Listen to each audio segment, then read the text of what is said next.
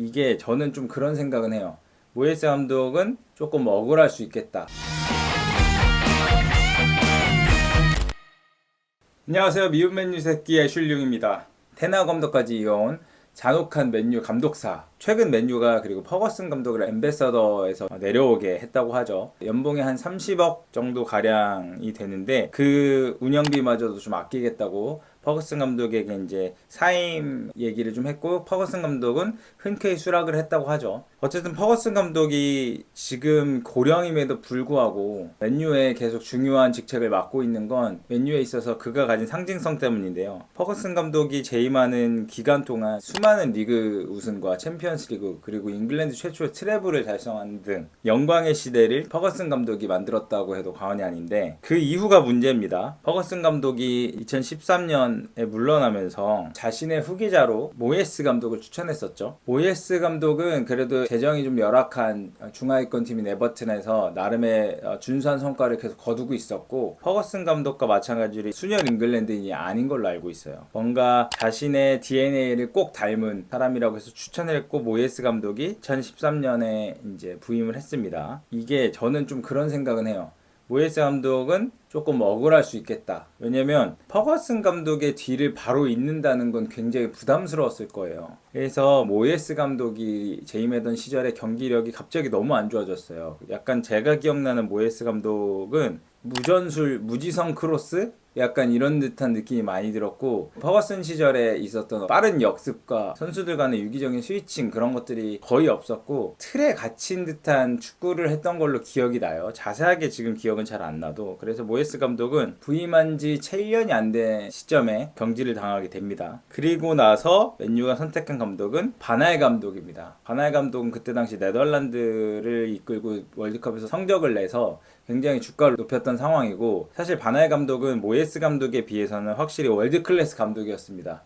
바르셀로나, 민헨 등을 맡으면서 각 리그에서 어느 정도의 성과를 내는 등 꽤나 유명한 감독이었습니다. 저는 사실 제 기억으로도 바날 감독이 임명됐을 때 너무 좋아했던 기억이 나요. 그래서 바날 감독이 부임하는 어떤 짤들을 제 SNS에 올리고 다시 부활의 시작이다 이런 식의 글을 올렸던 것 같은데, 바날 감독도 처참했죠. 심지어 팬들한테는 그런 얘기가 있었어요. 승률이 50%밖에 안 돼서 승률이 반할이라서 반할이라는 그런 우픈 그런 사연이 있었는데, 바날 감독은 그래도 모예스 감독에 비해서 꽤 많이 버텼습니다. 2014년부터 2016년까지 이끌었고요. 제가 기억하는 그래도 바날 감독의 성과는 FA컵 우승이었습니다. 제가 봤던 시절이 대략 04-05 시즌 이후부터 보기 시작했는데, 전에는 FA컵 우승을 좀 했던 걸로 아는데 그 이후에 제 기억에는 없거든요. 근데 이거는 좀 한번 자료를 찾아봐야 될 것 같습니다. 아무튼 그런 FA컵을 따왔다는 점에서 바날 감독은 어느 정도의 성과를 갖고 갔는데, 문제는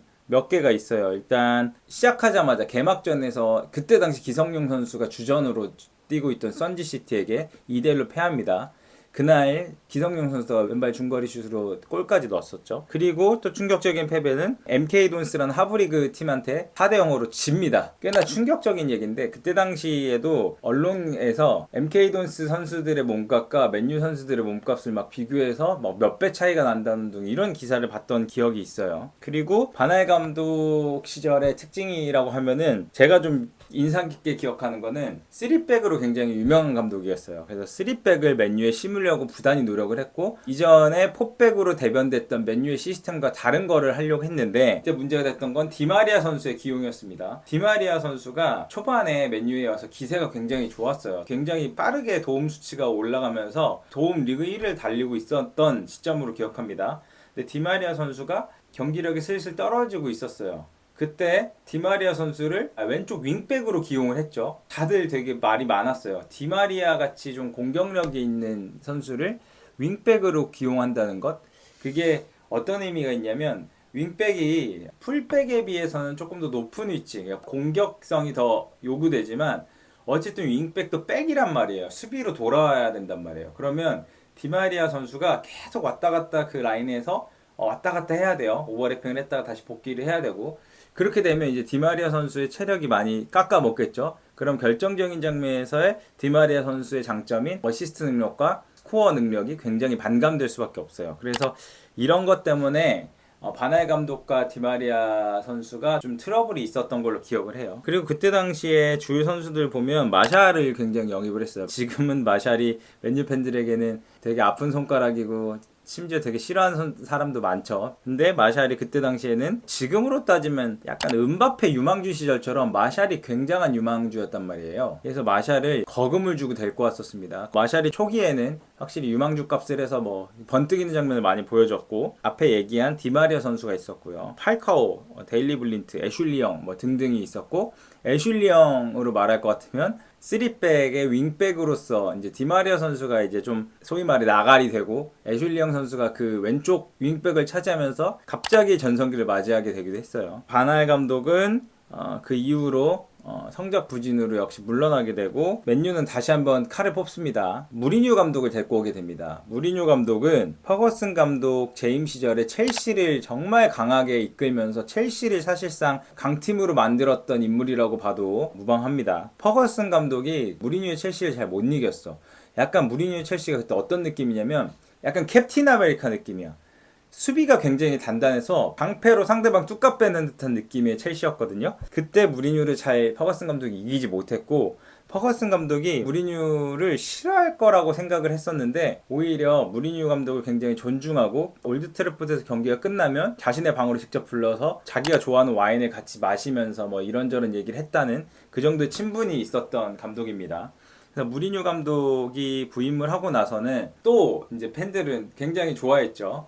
무리뉴 감독은 스페셜 원, 어느 팀에 가서도 우승컵을 드는 감독으로 유명했기 때문에 뭐 지금도 그건 유효하고요. 무리뉴 감독이 오면서 역대급 딜들을 하는데, 일단 포그바를 다시 유벤투스에 데리고 왔어요. 포그바를 원래 FA로 유벤투스한테 줬다가 1,300억 가까이 주고 포그바를 영입을 했었고, 미키타리안을 아스날로 보내고 산체스를 받는 약간 스왑딜 형식의 거래를 했고, 그때 산체스의 주급 때문에 많이 논란이 됐었죠. 7억으로 알고 있는데, 그래서 7억을 두 개 이렇게 꺾어가지고 꺽이라는 밈이 나왔던 걸로도 유명합니다. 그리고 무리뉴 감독의 애착 인형인 마티치를 데리고 왔어요. 에릭 바일, 질라탄 등등의 선수들을 영입해서 꽤나 스쿼드가 좋았던 기억이 납니다. 무리뉴 감독은 그 스쿼드를 바탕으로 유로파리그 우승, 대륙간컵 우승을 했고요.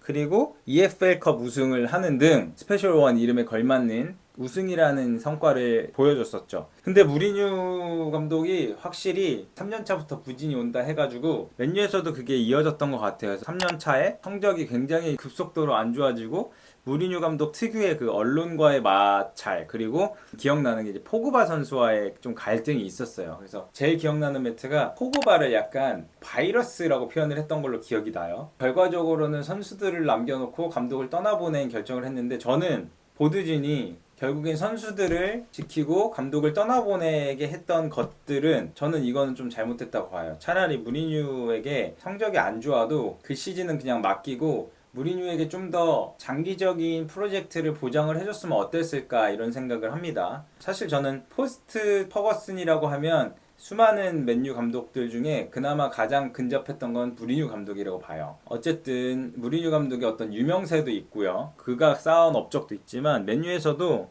퍼포먼스를 보여줬어요. 아까 말씀드린 두 건의 우승컵도 그랬고요.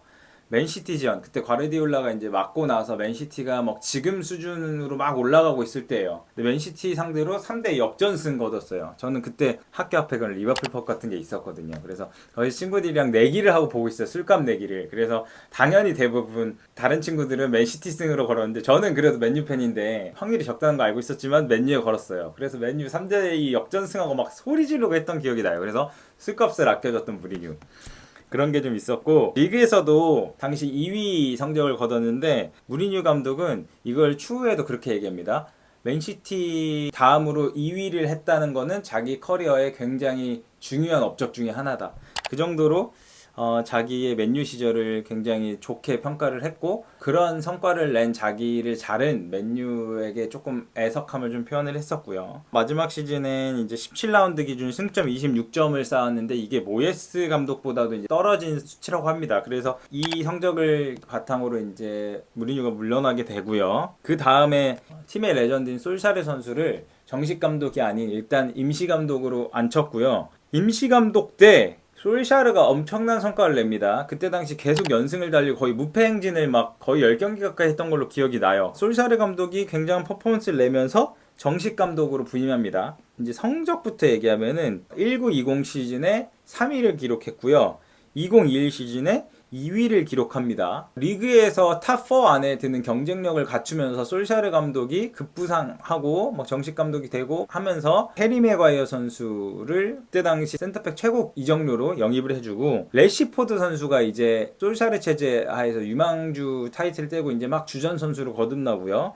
호날두 선수를 백시킵니다. 그래서 호날두 선수가 그때 당시에도 나이가 많았어요. 30대 중반 정도 됐던 것 같아요. 그때도 퍼포먼스를 보여주면서 EPL 17골인가 18골을 넣어서 득점 상위에도 포진하는 정도가 됐고요.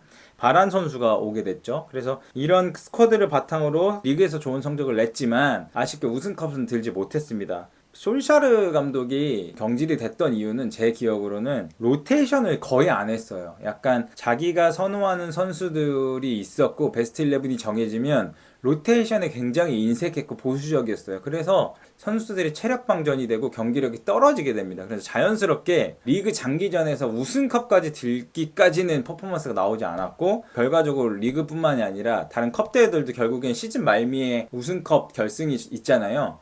그 말미에 우승컵을 들을 수가 없는 거예요. 그래서 이런 로테이션을 못했기 때문에 저는 솔샤르 감독이 자신이 가진 전술적인 역량을 다 보여주지 못하지 않았나, 이런 생각이 좀 듭니다. 그리고 나서 솔샤르 감독이 역시 성적 부진으로 경질이 되고요. 랑닉 감독을 데리고 옵니다. 랑닉 감독은 6개월 한정 감독으로 데리고 오고, 감독뿐만이 아니라 어떤 스포츠 전반적인 디렉터로서 능력이 굉장히 좋았던 걸로 기억을 해요. 그래서 랑닉 감독을 디렉터로 올리고 랑닉 감독이 서포트할 감독을 데리고 온다고 합니다. 그게 바로 지금의 테나 감독입니다. 그래서 테나 감독이 오고 랑닉 감독이 디렉터로서 테나 감독을 서포트하는 방향으로 맨유가 그림을 짰다가, 랑닉 감독이 오스트리아의 대표팀 감독의 제안을 받으면서 결국엔 그걸 수락하고 떠나게 됩니다. 그래서 맨유가 생각했던 그런 디렉터와 감독의 구조는 없어지고 테나 감독이 감독으로서 부임하게 됩니다. 그래서 지금까지 테나 감독이 맨유 감독을 역임하고 있습니다.